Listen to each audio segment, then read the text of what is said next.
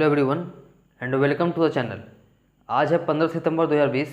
आज के सभी इंपॉर्टेंट करंट अफेयर्स को हम इस वीडियो में कवर करने वाले हैं। साथ ही हर क्वेश्चन से रिलेटेड इंपॉर्टेंट फैक्ट्स आपको बताने वाला हूं, इसलिए वीडियो को पूरे ध्यान से देखिएगा। इसके पीडीएफ का लिंक मैंने वीडियो के डिस्क्रिप्शन में दे दिया है, वहाँ से आप इसे डाउनलोड कर सकते हैं। तो चलिए शुरू करते हैं। फर्स्ट क्वेश्चन है, हाल ही में काउंट डाउन टू 2023 शीर्षक वाली रिपोर्ट किसके द्वारा जारी की गई है? WHO यानी वर्ल्ड हेल्थ ऑर्गेनाइजेशन।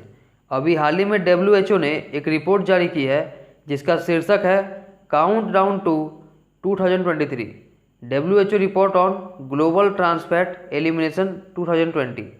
इसके अनुसार अब तक 58 देशों ने कानून पेश किए हैं जो 2021 के अंत तक 3.2 अरब लोगों को हानिकारक पदार्थ से बचाएंगे, लेकिन 100 से अधिक देशों को अभी भी इन हानिकारक पदार्थों को उनके खाद्य आपूर्ति से हटाने के लिए कार्रवाई करने की आवश्यकता है। तो चलिए बात करते हैं WHO की। तो इसकी स्थापना हुई है 7 अप्रैल 1948 में और इसका हेडक्वार्टर है जेनेवा, स्विट्जरलैंड में। और वर्तमान में इसके DG यानी डायरेक्टर जनरल है टेड्रोस अधनोम। नेक्स्ट क्वेश्चन पर चलते हैं।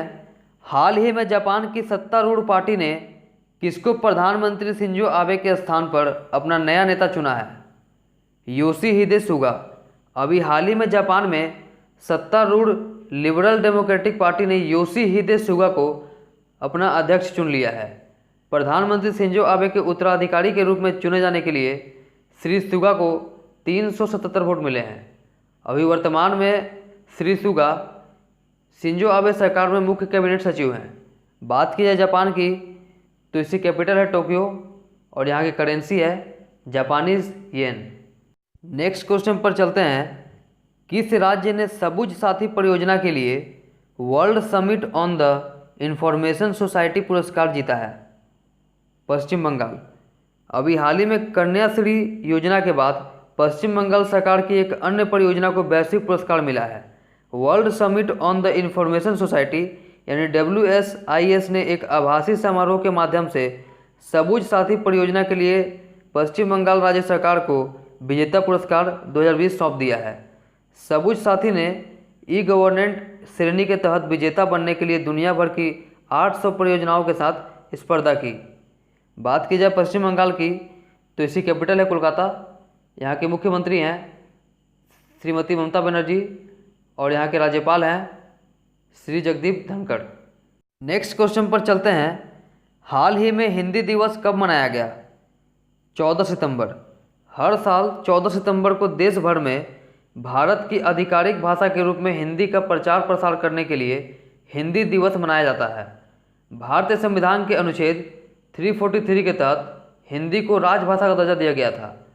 पहला हिंदी दिवस 14 सितंबर 1953 को मनाया गया था। यहाँ से आप एक बात याद रखिए कि हिंदी दुनिया की चौथी सबसे अधिक बोली जाने वाली भाषा है।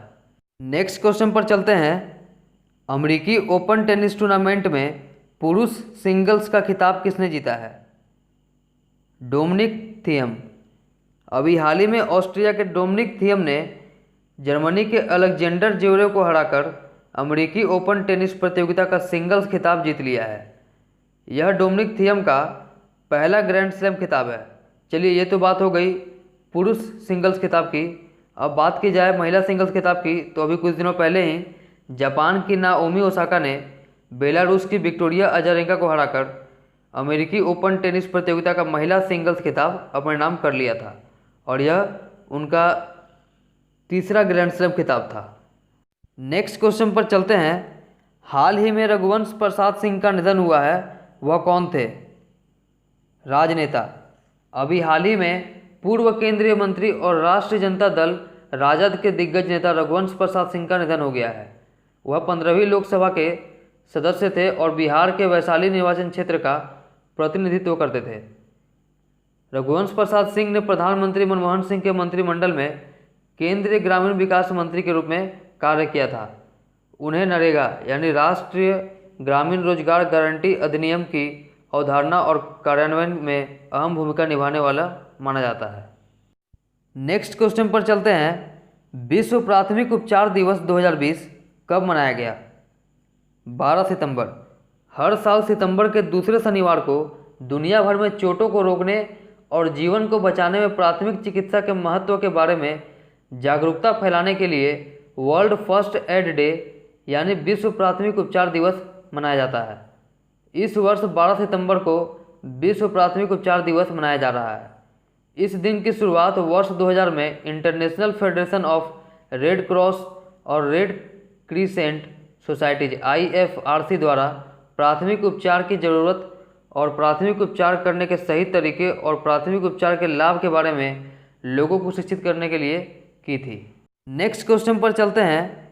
एरो इंडिया 21 का 13वां संस्करण कहाँ आयोजित किया जाएगा? बेंगलुरु। एरो इंडिया 21 का 13वां संस्करण 3 से 7 फरवरी 2021 तक बेंगलुरु कर्नाटक के वायुसेना स्टेशन येलहंका में आयोजित किया जाएगा। रक्षा मंत्री राजनाथ सिंह द्वारा एरो इंडिया 2021 के लिए वेबसाइट लॉन्च की गई है। एरो इंडिया एशिया का सबसे बड़ा एयर शो और विमानन प्रदर्शनी है, जिसे 1996 के बाद से बेंगलुरु में द्विवार्षिक रूप से आयोजित किया जाता है। इससे पहले 2019 में आयोजित किया गया था। इसे aeroindia.gov.in वेबसाइट पर देखा जा सकता है। यहाँ से आप याद रखिए कि वर्तमान में केंद्रीय रक्षा मंत्री हैं श्री राजनाथ सिंह। नेक्स्ट क्वेश्चन पर चलते हैं। हाल ही में कैश एडवांस नामक क्रेडिट कार्ड को किसने लॉन्च किया है? रेजर पे।